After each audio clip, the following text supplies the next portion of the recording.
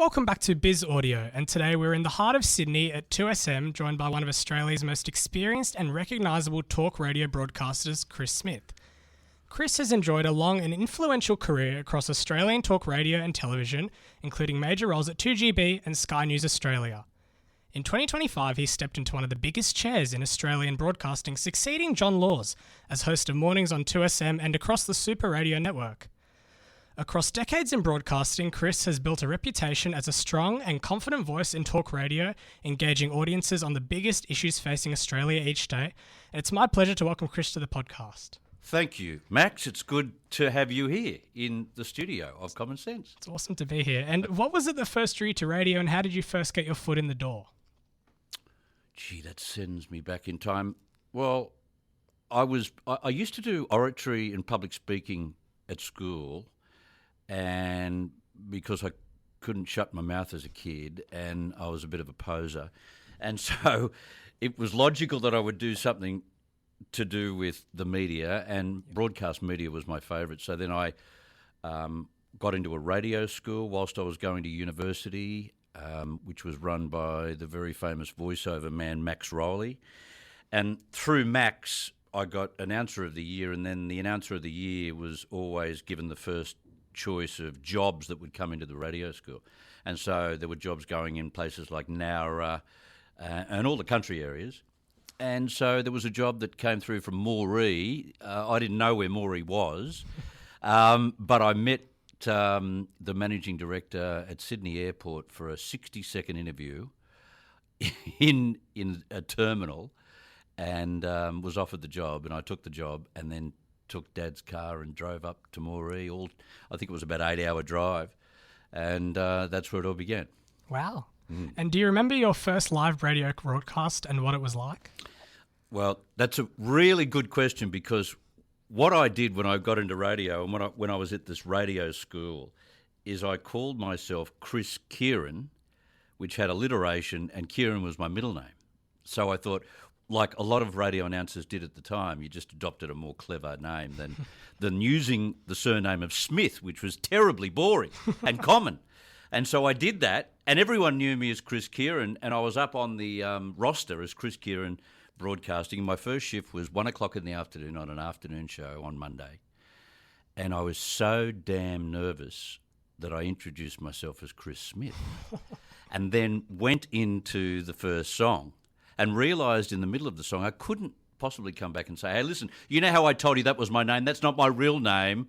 And I couldn't work out how I could go back to Chris Kieran.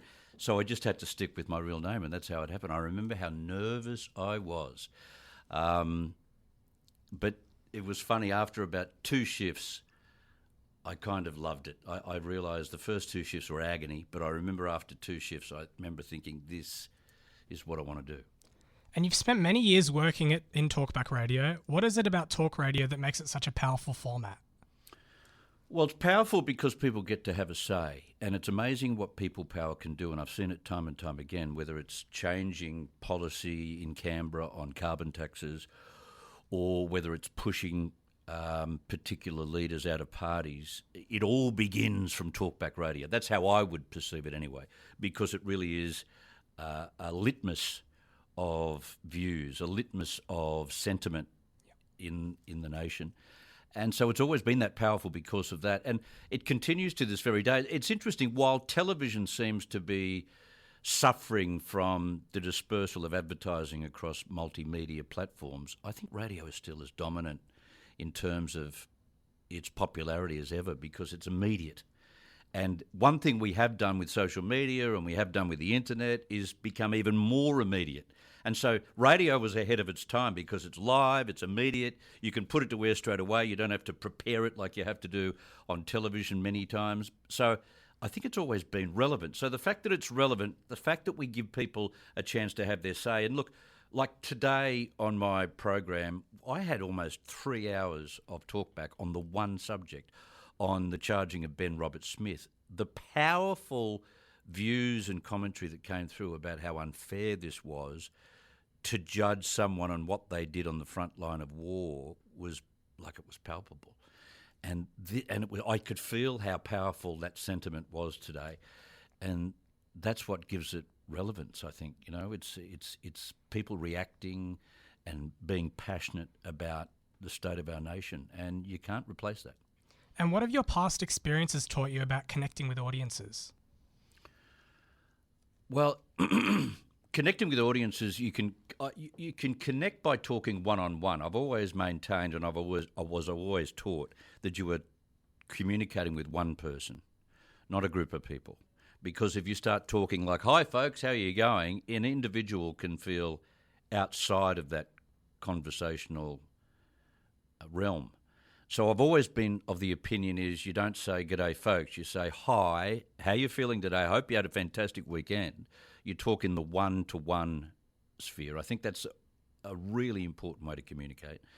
And off-air, I've probably done as much as anyone else has done in radio in terms of joining people on trips, on holidays, going on cruises with people, going on flights to China and taking groups of people. And I've formed these incredibly continual relationships with ordinary everyday listeners whereby, today I might get 6 texts when I finish off air, and those 6 texts will be listeners formerly who I've met on trips that become my judging panel. They ring in and say, "That was fantastic," or "That was ordinary," or "Why did you do that?" Or they're very critical. And, I just find that kind of connection is so important for a radio host. It leads you to understand what they want, what they don't want, what they prefer, and what actually gets to them. It's been an incredible experience, not just, as I say, on air, but off air, dealing with listeners has been quite insightful for me. And is there one major news story you've covered on radio that's really stuck with you? Gee, one news story. Do you know how long I've done this for? One news story. Well, the one news story from 2026 has to be the charging of Ben Roberts-Smith. Yep. The other news stories have probably been major breakout of war, whether it's in Gaza or whether it's been in places like the Middle East or elsewhere. Timor, for instance. I think because of Australia's connection to America, we've always had a close eye on how the rest of the world and how the United States is fighting wars and defending places and playing the international policeman. And so I remember lots and lots of emotional calls of people being fearful of what it could lead to and stuff like that. So that's always a memorable time on radio for me. But then you've got all the elections, you've got all the campaigns that go off the tracks and people are backing a particular side and they're angry about how their side's going, and there's all of that. Like the elections tend to be rather memorable. But I can't really put my finger on one particular thing, really. Although COVID was probably the most tumultuous time that I've ever experienced on radio, because not only was for the public it was tumultuous, but on radio it was tumultuous because people were either for being vaccinated or against being vaccinated. And we were told by all the experts the vaccinations were the only way forward and that they promised to do this and that. And of course, since we've realised they might have promised, but they didn't achieve what we were told they would achieve. So we were sent up a garden path. So maybe those who were opposing the vaccinations should have been given more time. But it was just the most amazing, surreal time I think I've ever covered, because we were dealing in a parallel world. We were being locked up at home.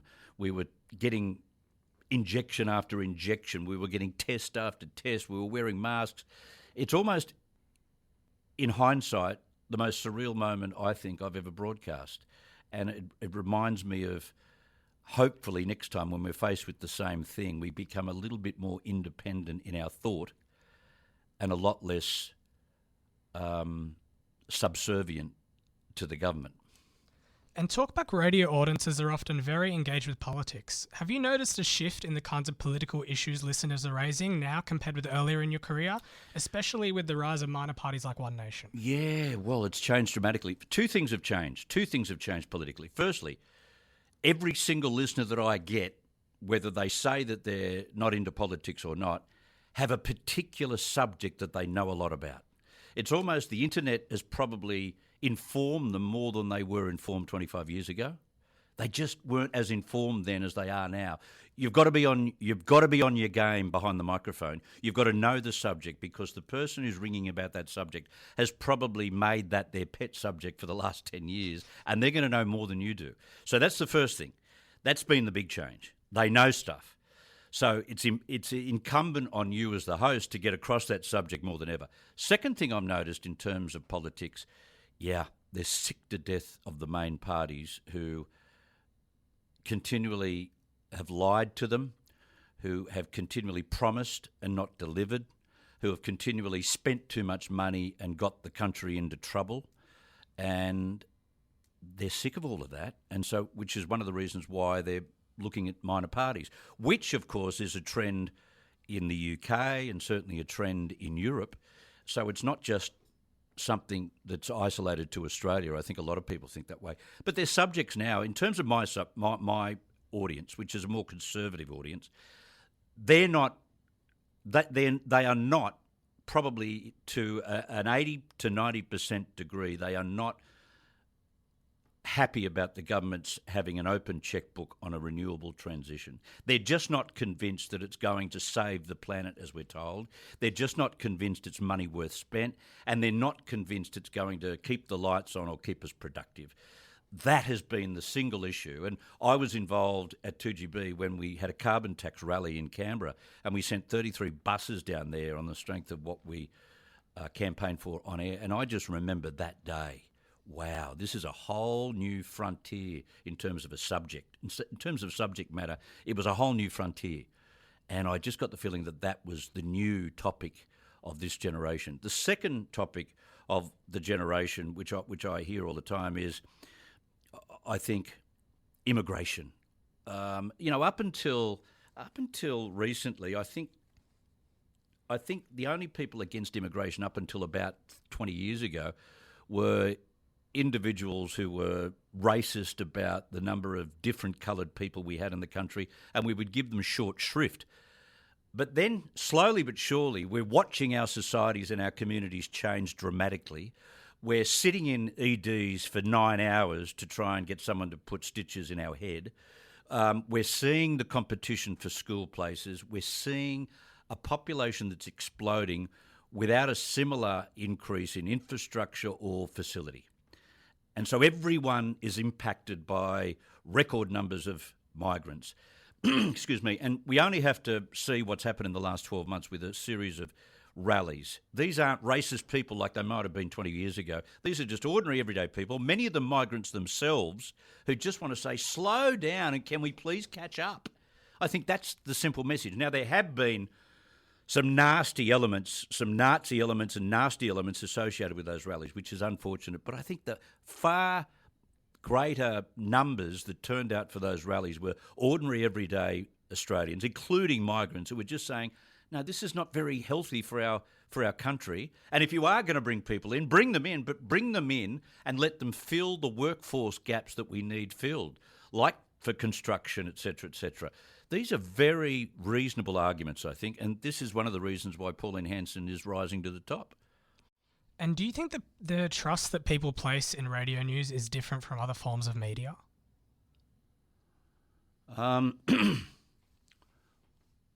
That's a really difficult question. The answer to the question is I'm not sure, but I think there's still a lot of faith and trust in what people get in radio news, because radio news has tended to stick notoriously to the facts. There isn't commentary on radio news. On this particular station, there's lots of commentary between the newses. But I think radio news has always been sticking to the facts and giving you a good cross-section, although albeit briefly, on the news at the time of that hour. And I think that's held in good stead. I don't think it's ever been besmirched by anything bad. Whereas the print media has always been accused of beating things up, and I think there's a lack of respect for that component, and that how things have been publicised that didn't eventuate. And I think television news too has been impacted by its own biases that have come through and illustrated on its evening news. I think there are biases aplenty on mainstream media. So I think radio news has withstood the test of time. I'm not sure of that. I haven't seen the surveys, but I think there's a great respect for what they hear in what we present as news. And you've seen radio evolve massively. What do you think what do you think's changed the most since you've started? Well, I've seen, when I first started in radio, I saw the emergence of the FM radio stations. So all of a sudden we were all getting our music and our love of music from the FM music stations. That's not where we get our music nowadays. It's certainly not in my life where I get my music from. I might listen to a little bit of FM music over the weekend, but I get my music from the Spotifys, from the Amazons, and I think a lot of people do the same. That's clear. So in many ways, I've seen this transformation of music stations turning into talk stations. And like there are some music stations now with their breakfast program, they might, if you're lucky, get 2 songs in 1.5 hour. So they're becoming more talk-oriented because that's what that audience now wants. And they want the entertainment and the comedy. So that's changed dramatically from what I was used to when I first started in radio.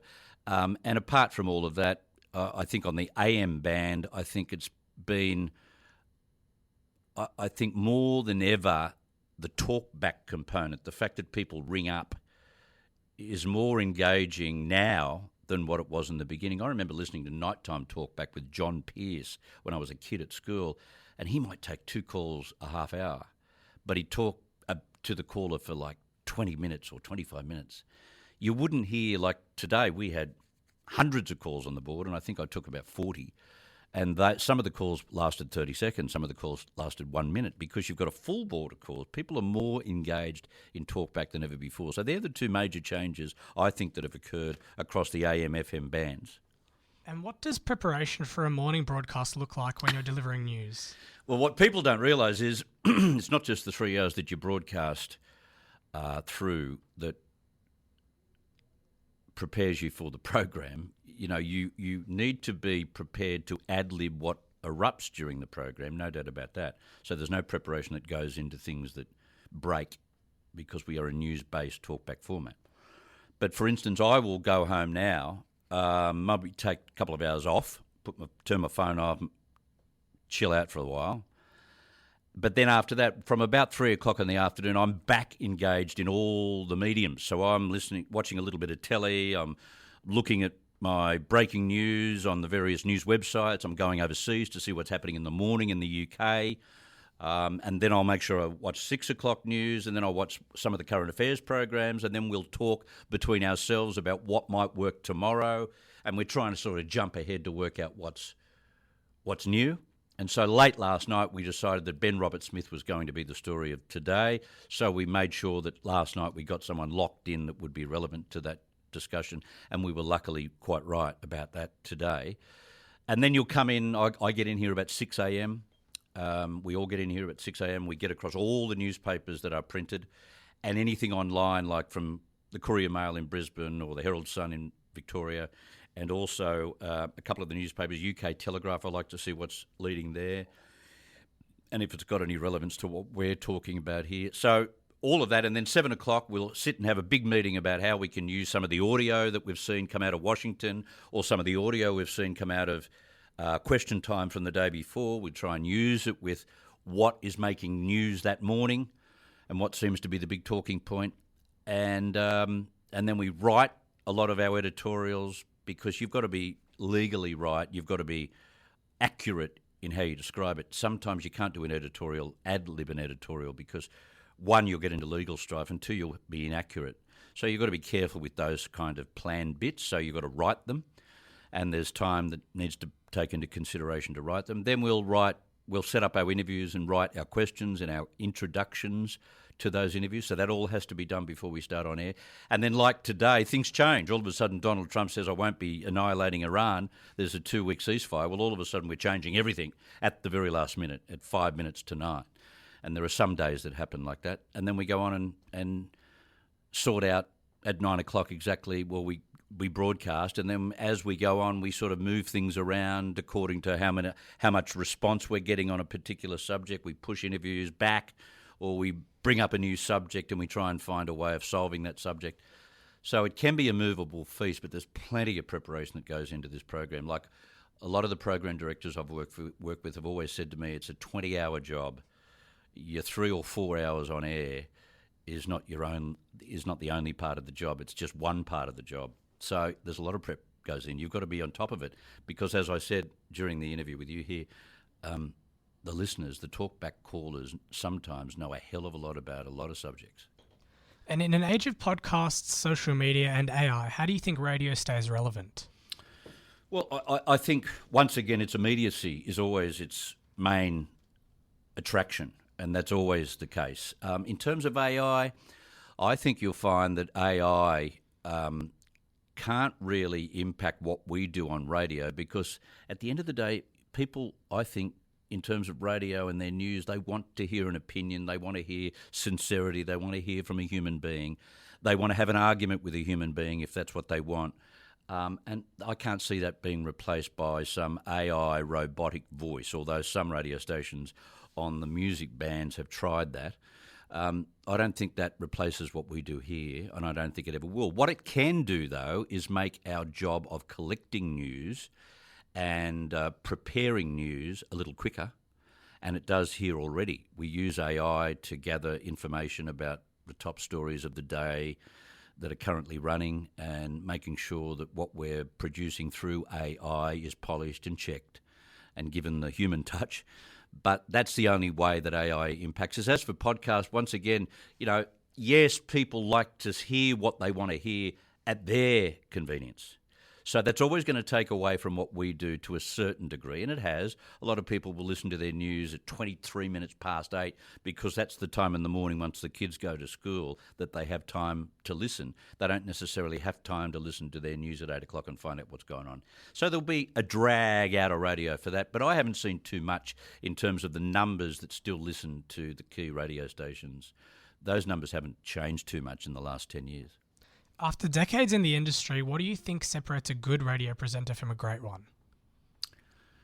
I think the ability to be knowledgeable and not feign knowledge.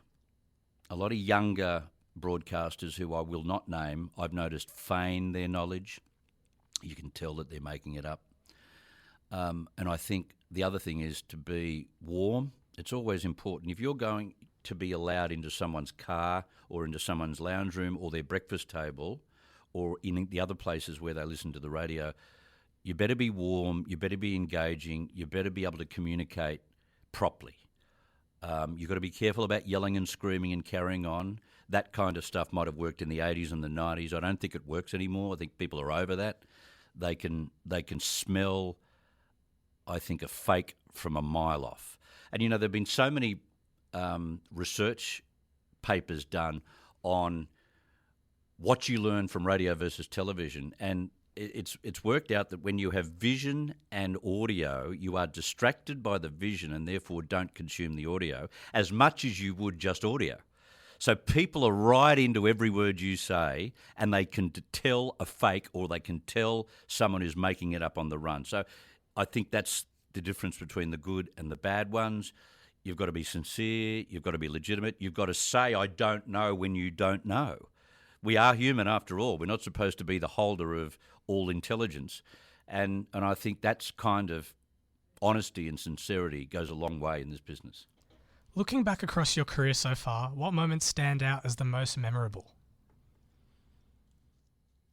Look, I am honoured to do this program, probably more than I am honoured to be or was on the 2GB Macquarie Radio Network. Now, that was an honour in itself because Macquarie Radio was something I grew up with, and so I was chuffed about being in that scenario. But this is different. This is the radio station that as a kid I listened to all the time.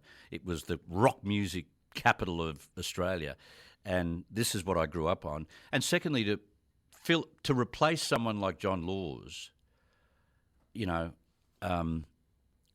without gilding the lily, it's an incredible honour, to be able to fill in for someone who was and will always be the greatest radio announcer this country has ever seen is something special, and I'll hold that in great great honour in my heart. I find it incredible, and and I think there are other places that I've worked at, like I've worked in China, and I've worked in the United States, and I've worked in parts of Europe, and I've been on some amazing trips to record and broadcast and chase news and stuff. And I always remember those great trips, when I went to Villers-Bretonneux for the 100th commemoration of Gallipoli, and I was able to see this incredible, poignant Anzac Day commemoration with another 10,000, mostly Australians, in France. Was one of the most moving and honoured experiences I've ever been part of, that to me. And then I found out later that a relative of mine had fought in that battle, the second battle of Villers-Bretonneux, but I didn't know at the time. So that's a highlight. It will always remain a highlight. But this job to me, and having been given this job off the back of the incredible legacy of Laws, is my greatest honour. What was it like joining the Super Radio Network, especially replacing someone like Laws? Well, it was daunting at the beginning because everyone kept talking about Laws. I was running stuff on John Laws. We were running his last words again. Everyone rang up and wanted to talk about John. People were ringing in saying, "Oh, you're not like John," and other people were ringing in saying, "You're doing a good job. John would be proud." All that sort of stuff was rather daunting, but I tried to forget about it. I didn't want to do a John Laws program, and so I instantly, from the start, focused on what I have always done and just continued to do that, which was a little bit of John Laws, a little bit of others in the industry that I'd admired, so I poached some of their ideas and just basically remain me. Try not to be a replacement for John Laws, just do me in the John Laws slot. So, yeah, but first couple of days was rather daunting to be in what was the fortress, which is now the Castle of Common Sense. And I think calling it the Castle of Common Sense, I remember thinking to myself, it is the baton change from the fortress to the Castle of Common Sense. I thought there was a symbolism in all of that, and I think that was a sort of a salute to what John had established on 2SM prior to me coming here. So, yeah, daunting at the start, but so glad that I'm here. And to finish off, I've got some quick fire questions. What's your favourite food? Favourite food? My favourite food would be a hot, chili-infested Chinese meal. I'm big on hot food. A coffee order? Coffee order is skinny cap with one sugar. Podcast you're currently listening to? Podcast I'm currently listening to. What am I listening to at the moment? Podcast-wise, I don't think I am right now. I think I have had some special podcasts that I listen to. There's a health podcast I listen to, which is run by my wife. So I'm compelled to listen to that only because she wants to get feedback. So I listen to that from time to time. Other podcasts I've listened to. There was a podcast that I used to listen to from Channel 9. What was that podcast? I can't remember what it was, but it was a podcast put together by these guys from Channel 9 in Brisbane that I thought were funny. They were it was a comedy podcast anyway. I don't think it's on anymore, but I used to listen to that a lot. But I think the only times I've listened to podcasting or streaming have been to get me out of what I normally do. I haven't listened to news. I don't listen to news podcasts or current affairs podcasts. I try and find an escape with podcasts, yeah. Favourite musician? Oh, that's a hard one. I've got so many. Favourite musician might be Springsteen or Jeff Lynne from ELO. Favourite actor? Favourite actor was Charlie Bronson, but more recently, I'd have to say my favourite actor was De Niro until he started bashing up Trump until he got mean and nasty. It was probably De Niro or Al Pacino. Favourite radio talent, past or present? Radio talent past. Well, my favourite radio talent past would have been John Pearce in the old days. And my present radio talent, I have a great deal of respect and like listening to our breakfast host here, Tim Webster. Tim, unbeknownst to a lot of people, has an incredible hold on news and politics and current affairs. He talks about things on his radio program that I would battle to source because he has such an incredible memory when it comes to changes in this nation's history. So, yeah, I like listening. I have him on in the background and I do it on purpose because I like his intelligence and his wisdom. It's good. Early mornings or late nights? Early mornings or late nights? How do you mean? Which one would you prefer? Are you a morning person? No, I'm not an early morning person. I get up at 10 past 5 every morning, and every morning it hurts. I don't understand how people wake up at 3 to do breakfast programs. I got no idea. I have done it in the past for Alan Jones, and it hurt like hell. But I'm a night person. My ideas flow from about 5 o'clock in the afternoon. So after dinner, I'm thinking about all kinds of things to do. So I don't sleep soundly often because I'm always writing things down and putting things in my phone to, pursue the next day. And what's your favourite holiday destination? Oh, Honolulu. Ooh. I love Honolulu. I've been there with family. I've been there with friends. I've been there by myself. And I'd go back there tomorrow if I could. But domestically, Uluru, one of my most favourite holiday destinations. Uluru, I've been there 3 times. I'd go back again tomorrow. I think the one final question that everyone in the industry is talking about, are there any plans for 2SM to re-emerge into the radio ratings? Yeah, there's definitely plans for that. We've the way I see it, we've got to make some changes to content, to programs. There are contracts that exist at the moment, but I have a feeling that there'll be some small changes, not major changes, but small changes to what we're doing. I don't see anyone being shifted or leaving or sacked, but I just see that we'll make some amendments to programming first as people come up contracts, etc., towards the back end of the year. And I wouldn't be surprised to see us back in survey in January of 2027, which would be exciting. Bring on the competition, because the only way you can gauge how you're going is by seeing what the survey brings every 6 weeks. And I'm very much for that. A big thank you to Chris Smith. Catch the Castle of Common Sense on Sydney's 2SM and across the Super Radio Network from 9 to midday weekdays. Thank you, Chris. Good on you, Max. Thank you very much for being here.